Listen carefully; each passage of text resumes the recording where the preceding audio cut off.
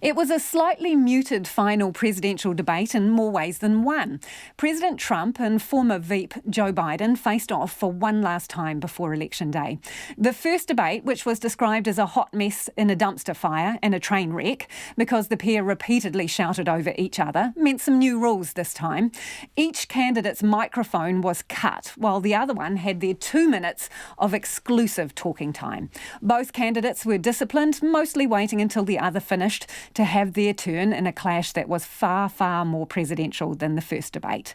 Topics included national security, race in America, climate change, leadership and American families. But it began with the COVID response. Early on, President Trump suggested a coronavirus vaccine would be ready in weeks, something moderator Kristen Welker pushed him on.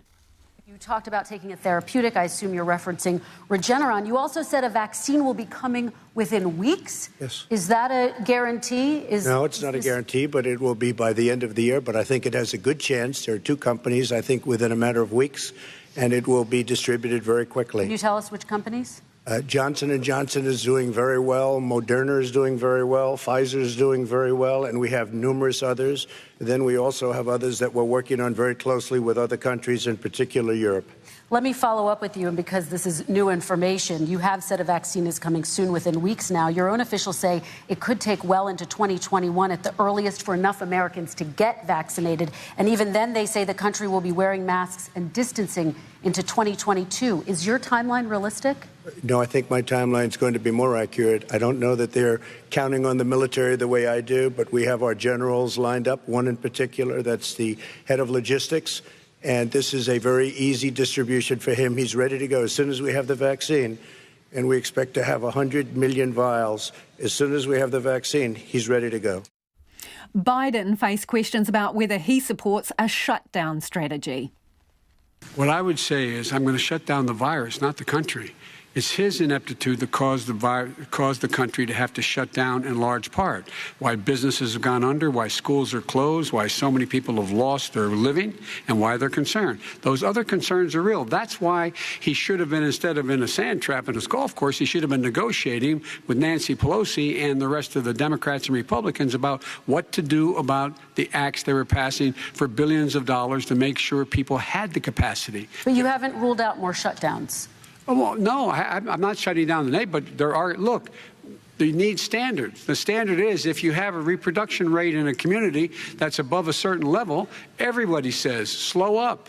More social distancing. Do not open bars and do not open gymnasiums. Do not open until you get this under control, under more control. But when you do open, give the people the capacity to be able to open and have the capacity to do it safely. For example, schools. Schools, they need a lot of money to open. They need to deal with ventilation systems. They need to deal with smaller classes, more teachers, more pods. And he's refused to support that money, or at least up to now. Let's talk about schools. President Trump, I think we have to respond, if I might. Please, and then I have a follow-up. Thank you, and I appreciate that. Look, all he does is talk about shutdowns, but forget about him. His Democrat governors, Cuomo in New York, you look at what's going on in California, you look at Pennsylvania, North Carolina, Democrats all, they're shut down so tight, and they're dying. They're dying. And he supports all these people. All he talks about is shutdowns. No, we're not going to shut down, and we have to open our schools. And it's like, as an example, I have a young son. He also tested positive. By the time I spoke to the doctor the second time, he was fine. It just went away.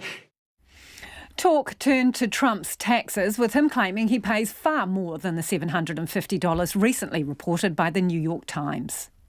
I called my accountants. Under audit. I'm going to release them as soon as we can. I want to do it, and it'll show how successful, how great this company is. But much more importantly than that, people were saying $750. I asked them a week ago, I said, what did I pay?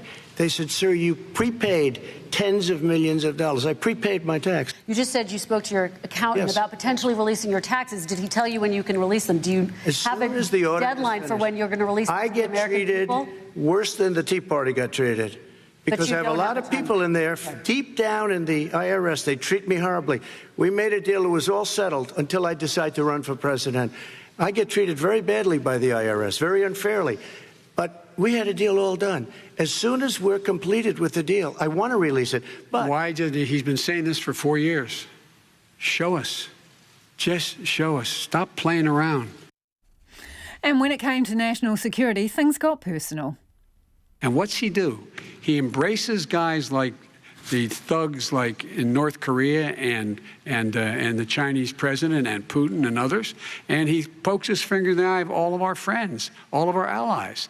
Very quickly, and then we're going to move on to North Korea. With $1.5 billion from China to manage after spending 10 minutes in office and being in Air Force Two, number one. Number two, there's a very strong email talking about your family wanting to make $10 million a year for introductions. President Trump, on China policy, though. I don't make money from China. You do. I don't make money from Ukraine. You do. I don't make money from Russia. You made $3.5 million, Joe, and your son gave you. They even have a statement that we have to give 10% to the big man. You're the big man, I think. I don't know. Maybe you're not, but you're the big man, I think. Your son said we have to give 10% to the big man. Joe, what's that all about? It's terrible. There's a reason why he's bringing up all this malarkey. There's a reason for it. He doesn't want to talk about the substantive issues. It's not about his family and my family. It's about your family. And your family's hurting badly. If you're making less than, if you're a middle-class family, you're getting hurt badly right now. It was one of many personal attacks Trump made on Biden, who told viewers the candidates' characters are on the ballot. But you were there just a short time ago, and you guys did nothing. We did. You know, Joe, I ran because of you. I ran because of Barack Obama, because you did a poor job. If I thought you did a good job, I would have never run. I would have never run. I ran because of you. I'm looking at you now. You're a politician. I ran because of you. All right, Vice President Biden, your response to that, and then I do have some questions for both of you. Well, I tell you what, I hope he does look at me, because what's happening here is, you know who I am. You know who he is. You know his character. You know my character. You know our reputations for honor and telling the truth. I am anxious to have this race. I am anxious to see this take place. The character of the country is on the ballot. Our character is on the ballot. Look at us closely. And when it came to Black Lives Matter and race, here's what Trump had to say. Well, you have to understand, the first time I ever heard of Black Lives Matter, they were chanting pigs in a blanket, talking about police. Pigs, talking about our police.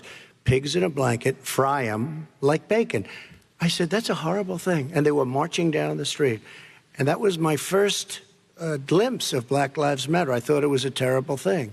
As far as my relationships with all people, I think I have great relationships with all people. I am the least racist person in this room. Well, what do you say to Americans who are concerned by that rhetoric? I don't know. I don't know what to say. I got criminal justice reform done and prison reform and opportunity zones. I took care of black colleges and universities. I don't know what to say. They can say anything. They can say anything. It makes me sad, because I am the least racist person. I can't even see the audience because it's so dark, but I don't care who's in the audience. I'm the least racist person in this room.